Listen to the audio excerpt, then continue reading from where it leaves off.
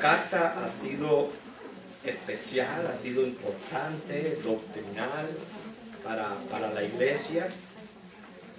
Todavía estamos extrayendo cosas de mucho valor para nosotros, para nuestra alma. Estamos hablando de la salvación de nuestras almas, algo que es sumamente importante. Yo pienso que sumamente importante, es lo más importante que nosotros tenemos, es salvar el alma.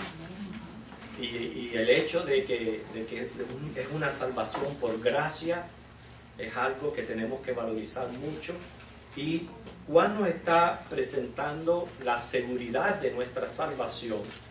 A través de la carta él nos ha dado evidencias de lo que es un verdadero creyente. Fíjense que en esta porción que vamos a estudiar hoy, del 18 en adelante, 3 veces él dice, sabemos. O sea que esto es algo, una convicción, es algo que viene de una total seguridad en la vida del creyente. En el estudio pasado vimos esa parte donde sabemos que todo aquel que ha nacido de Dios no practica el pecado. Y valió la aclaración porque somos pecadores. Entonces, ¿a qué se está refiriendo el versículo? Está refiriéndose a más bien un cambio de actitud hacia el pecado que ocurre en el creyente que ha nacido de nuevo, lo cual siempre lo va a conducir al arrepentimiento y a la conversión y por ende la santificación de su vida. Ahora, la otra mitad del versículo 18 vimos que está prácticamente hablando de lo que es la perseverancia de los santos. Y la perseverancia de los santos es una de las doctrinas difíciles, una de las doctrinas bien importantes, es una doctrina controversial y que nos marca a nosotros los bautistas, porque nosotros los bautistas creemos en la total seguridad de la salvación de nuestras almas. O sea, que una vez somos salvos, siempre salvos. Y ahí está incluido no solamente el momento en que rendimos nuestra vida a Cristo, confesando que somos pecadores, pidiéndole que venga a ser nuestro Salvador, sino está hablando de prácticamente llevarnos desde ese momento, atravesando todo lo que es la vida cristiana hasta el momento de nuestra glorificación, lo cual sabemos que es prácticamente la total salvación de nuestras almas cuando el Señor nos libere de esta tierra. Ahora, en estos próximos versículos vamos a encontrar 3 aspectos de la perseverancia de los santos. Número 1, dice el versículo 18, aquel que fue engendrado por Dios le guarda. Pues aquel que fue engendrado por Dios le guarda. Número 2, el maligno no le toca.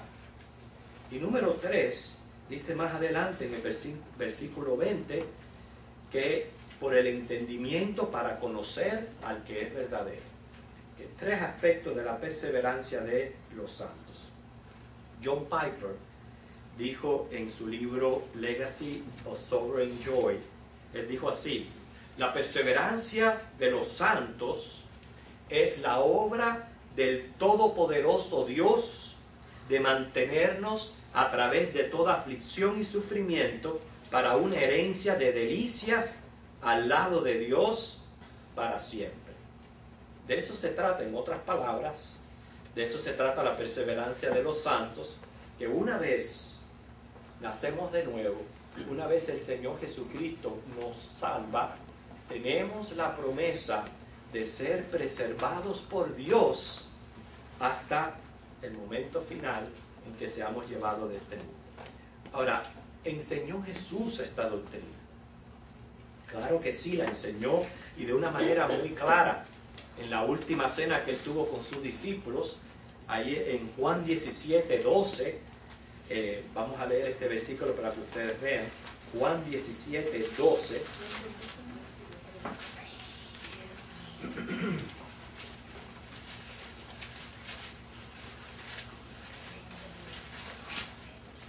Cuando estaba con ellos en el mundo, yo los guardaba en tu nombre a los que me diste. Yo los guardé. Dice, y ninguno de ellos se perdió, sino el hijo de perdición, para que la escritura se cumpliese. O sea, el mismo Señor Jesús diciendo, yo los guardé. El único que no guardé fue al que ya yo sabía que iba a ser el hijo de perdición. Pedro también testifica acerca de la perseverancia de los santos y alaba a Dios por esto. Usted lo puede leer en la primera carta de Pedro, en el capítulo 1, donde él prorrumpe, dice, bendito sea el Dios. Él dice que Él nos guarda, ahí en el capítulo 1, versículos 3 al 5.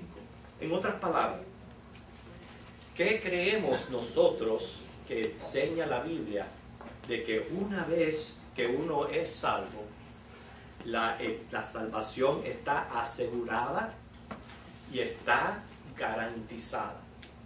¿Por qué? Número uno, porque es una dádiva de gracia. Si el Señor nos las está dando, esa salvación tan grande, es algo que no podemos ganar.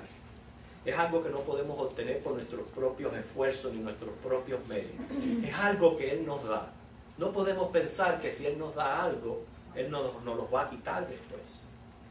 Y con mucha claridad, en esta misma carta, Dios da un testimonio, capítulo 5, versículos 11 y 12, con toda claridad dice, ¿qué dice? El que tiene al Hijo tiene la vida eterna, y el que no tiene al Hijo no tiene la vida eterna. Tú tienes a Cristo, has puesto tu fe en Cristo, Cristo es tu Señor y tu Salvador. Dios te dice a ti, tienes vida eterna. No te lo digo yo, no te lo está diciendo ninguna denominación ni ninguna iglesia. El mismo Dios te dice, tienes vida eterna. Y para que no nos quede duda, lo dice en lo contrario. No tienes a Cristo, no tienes vida eterna. ¿Por qué? Porque Cristo es el único camino, la única verdad y la vida. Es el único que nos lleva al Padre. Pablo está bien persuadido de esta verdad. Lo voy a ir llevando a través de algunos versículos, porque yo pienso que esto es sumamente importante para que nosotros podamos entender esta doctrina, y aunque es bien profunda, solamente lo estoy llevando a través de algunos versículos que nos dan un poco de luz. Filipenses capítulo 1, versículo 6, puede ser que algunos de ustedes se lo sepan ya de memoria.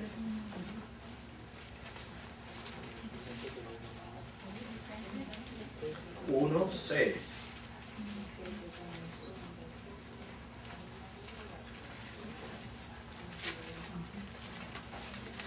Mira cómo dice, ¿ya lo tienen todos?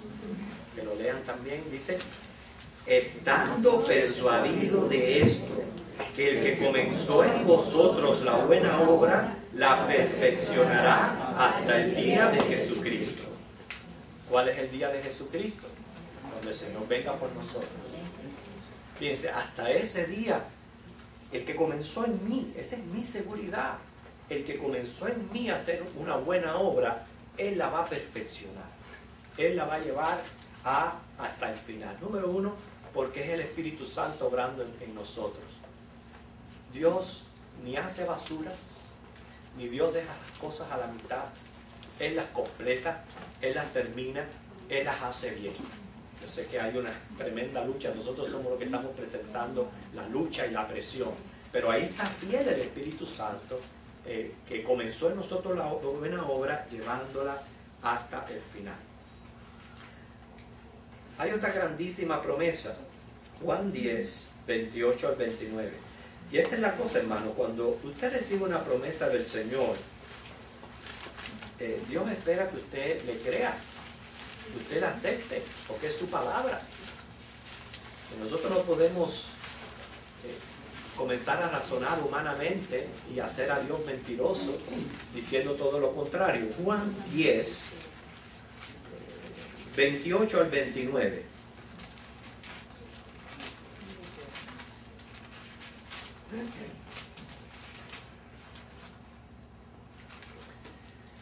Podemos hasta inclusive leer desde el 27. Dice, mis ovejas oyen mi voz, y yo las conozco y me siguen.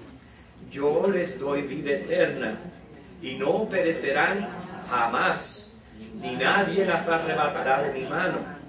Mi Padre que me las dio es mayor que todos.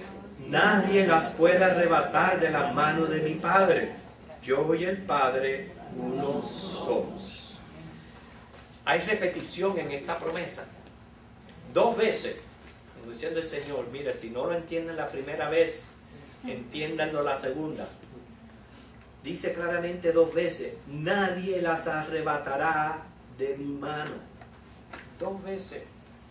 Y dice, no perecerán jamás. ¿Hasta dónde es jamás? ¿Hasta cuándo? ¿Cómo usted entiende jamás? Para siempre, sin fin, sin límite. Entonces, pueden notar ustedes que la misma palabra nos está dando esta seguridad de la que habla aquí Primera de Juan, cuando él dice que aquel que fue engendrado por Dios, él le guarda, el maligno no le toca. O sea que la perseverancia de los santos consiste más bien en que la gracia justificante y regeneradora de Dios produce una revolución tal en el carácter que esa persona nunca podrá ser lo que fue antes. No es que el cristiano sea salvo, persista o no en la fe. No es lo que estamos diciendo. Si usted la malentiende, lo toma de esa manera, usted está malentendiendo la doctrina de la perseverancia de los santos. No es que el cristiano sea salvo, persista o no en la fe. Es que va a persistir en la fe. Es lo que el Señor está asegurando y por consiguiente va a obtener finalmente su salvación. Pero usted dirá, bueno, pero hay pasajes en la Biblia, muchos pasajes, que animan al cristiano a perseverar en la fe.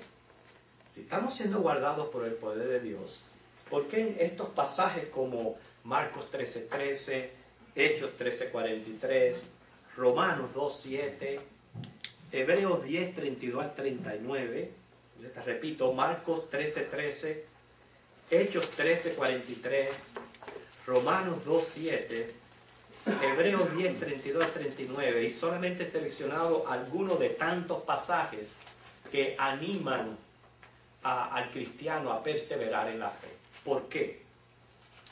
El cristiano tiene que perseverar en la fe y les explico.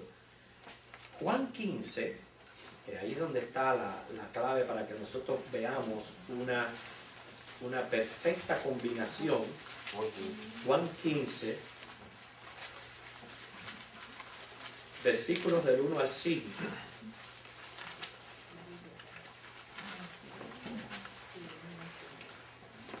Yo pienso que es uno de los pasajes que preciosamente combina 2 cosas importantes: el ser guardado por Dios y número 2, la propia responsabilidad de perseverar. Aquí está involucrado en estos pasajes. Fíjense. Yo soy la vid verdadera y mi Padre es el labrador. Todo pámpano que en mí no lleva fruto lo quitará. Todo aquel que lleva fruto lo limpiará para que lleve más fruto. Esa es la santificación. Y vosotros estáis limpios por la palabra que os he hablado. Esa es la promesa de salvación que tenemos en Cristo y el efecto de la sangre que nos limpia de todo pecado. Ahora bien dice, permaneced en mí y yo en vosotros. Como el pámpano no puede llevar fruto por sí mismo si no permanece en la vid, así tampoco vosotros si no permanecieseis en mí. Yo soy la vid, vosotros los pámpanos. El que permanece en mí y yo en él, éste lleva mucho fruto, porque separados de mí nada podéis hacer. Dice, permanecéis en mí. Esa es mi responsabilidad. Esa es mi responsabilidad propia de permanecer en el Señor. Ahora dice, separados de mí, nada podéis hacer. Es un poder providencial.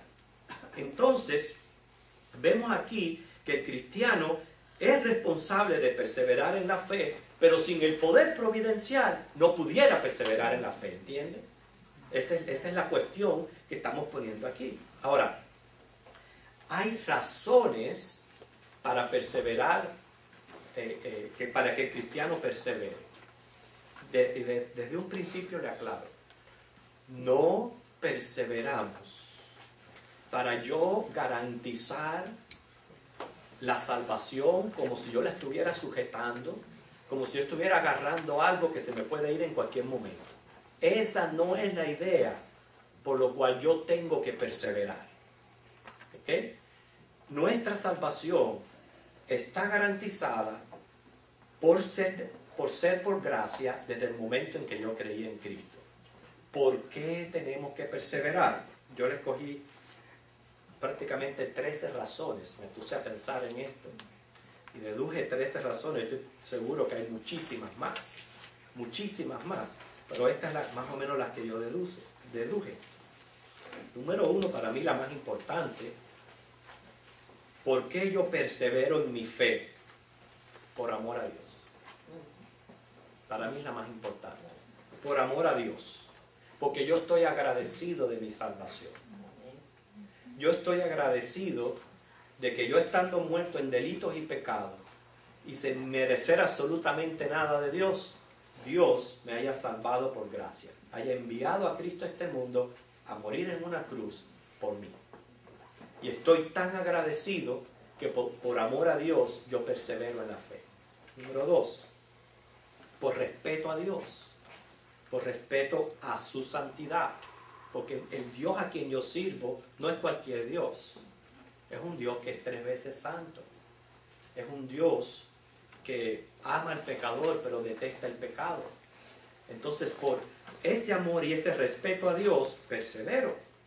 Número 3, por temor a Dios. Porque Dios es justo y Dios es justicia. Él castiga el pecado. Él castiga el pecado también de los creyentes. Es un castigo disciplinario. Entonces, por temor a Dios, persevero en la fe.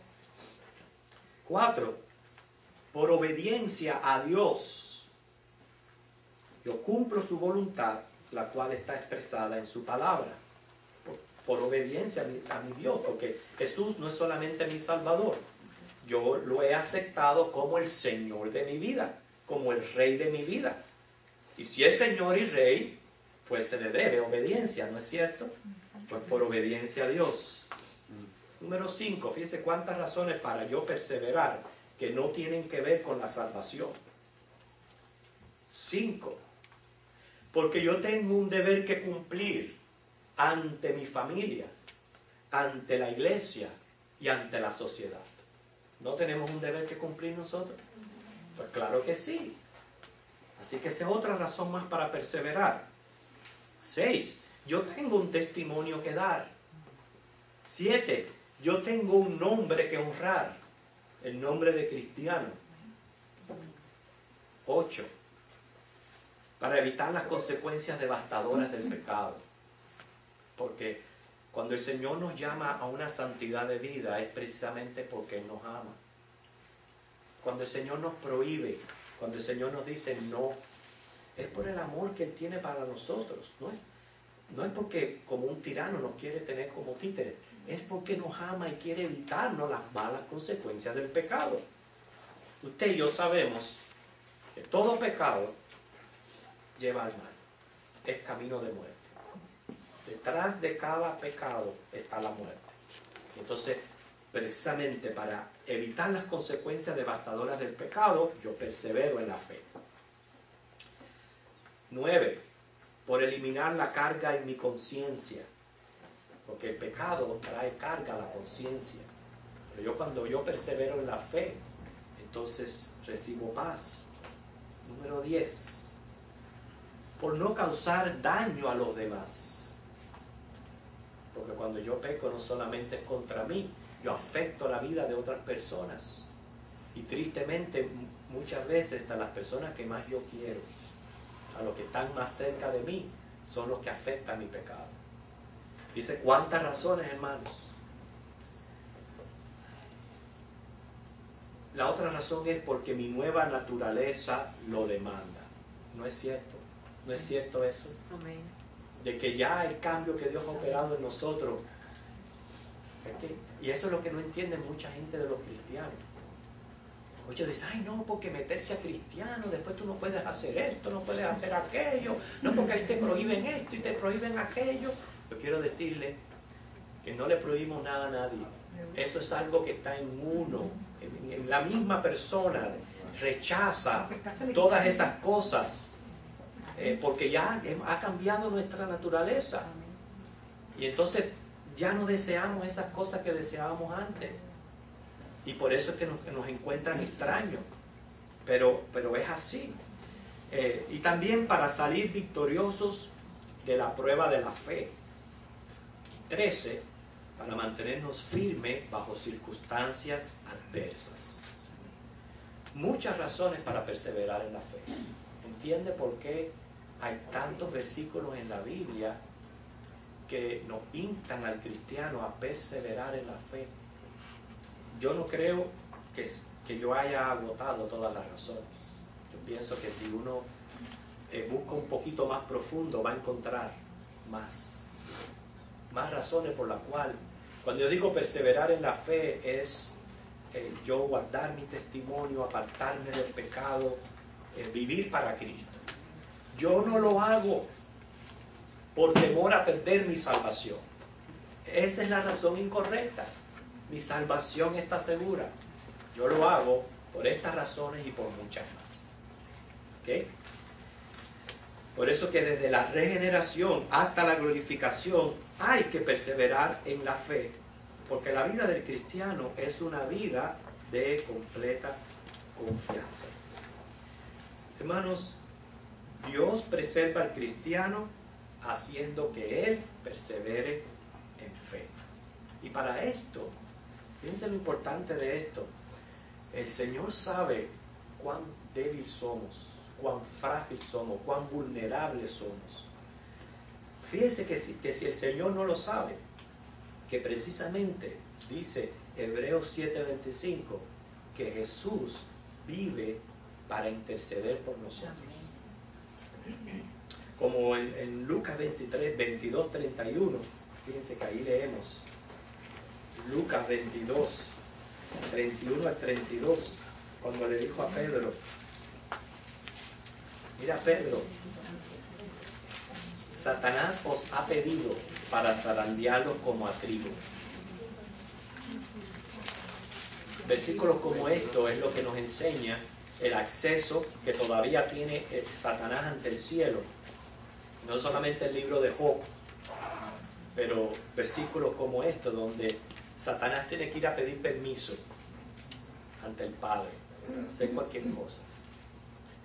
¿Qué le dijo Dios al diablo con relación a Job? Tócalo, pero no toques su alma. Su alma no la puedes tocar. Total perseverancia, total seguridad y total salvación. No toques su alma.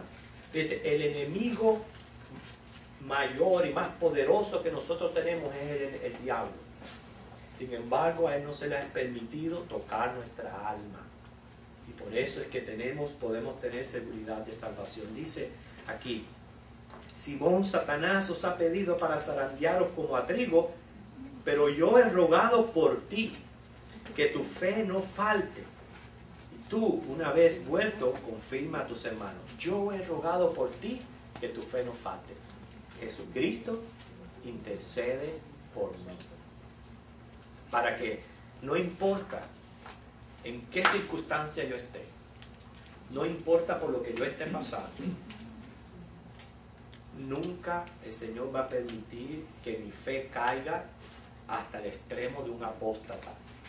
Nuestra fe es débil y muchas veces cae, pero nunca va a permitir que caiga al extremo de ser un apóstata, de convertirme en un apóstata, o al extremo de blasfemar contra el Espíritu Santo. Nunca Dios lo va a permitir, porque es su promesa. Y es el trabajo de Cristo como sumo sacerdote. Y si usted tiene otra cosa en contra de decir de eso, yo no sé. Sería hablar en contra del mismo Cristo. Porque puede ser que sea conveniente que leamos ese versículo de Hebreos 7:25. Hebreos 7:25.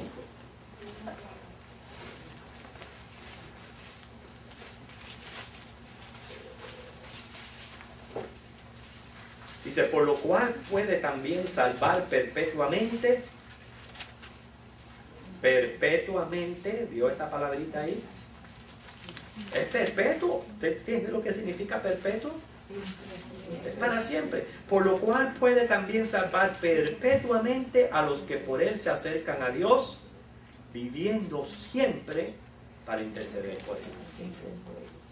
Así que esa es la razón por la cual el cristiano persevera en la fe, porque tenemos a un sumo sacerdote, Jesucristo, intercediendo por nosotros, ayudándonos, para que aunque sea aprobada nuestra fe, nunca llegue al extremo, ni de blasfemar contra Dios, ni de hacer cosas que no haría un hijo de Dios. Hay muchos otros versículos, ya se está yendo un poquito el tiempo. En la semana que viene vamos a ver la segunda razón, que es el maligno no le toca. O sea, no puede ser tocado por el maligno. Es la otra razón que encontramos ahí en el versículo 18, ¿ves? Primera de Juan 5:18. Sabemos que todo aquel que ha nacido de Dios no practica el pecado, pues aquel que fue engendrado por Dios le guarda, el maligno no le toca. Ese es nuestro segundo punto que apoya lo que es la doctrina de la perseverancia de los santos. Hermanos, esta doctrina me llena de tanta paz, me fortalece, me levanta, me anima a saber que no fue que yo acepté a Cristo y ya yo estoy viviendo la vida cristiana solo a como yo pueda. Eso no es así. Precisamente hay muchos que ignorantemente temen venir a Cristo porque creen que no van a tener la fuerza o el poder para luego vivir las demandas del cristianismo. Y les impide aceptar a Cristo cuando no es así. Uno viene a Cristo, pero uno no está solo viviendo la vida cristiana, sino que el Espíritu Santo de Dios, que ese es el punto que nos tocó tratar, está con nosotros, ha sido dejado para ayudarnos y para llevarnos hasta el final, hasta ese día en que Cristo venga por nosotros. Esa es nuestra total seguridad, es nuestra esperanza. No permita que nadie se la robe, porque muchas veces precisamente el enemigo trata de sembrar confusión en la mente de los cristianos, porque lo que le quiere robar es el gozo de la salvación. Los quiere poner a temblar y los quiere poner a dudar precisamente de las grandiosas promesas que tenemos de parte de Dios. Pero no lo permita, no le permita que venga a robar este conocimiento. Fíjate que dice Juan, sabemos, yo no sé usted, pero a mí nadie me arranca eso. A mí nadie me arranca que he sido salvo por la gracia de Dios y que por el poder de Dios soy guardado en mi fe hasta que Cristo venga. ¿Tengo yo que perseverar en la fe? Sí, por todas las razones que les mencioné, pero yo sé que mi salvación está garantizada eternamente. ¿Okay? Que el Señor les bendiga.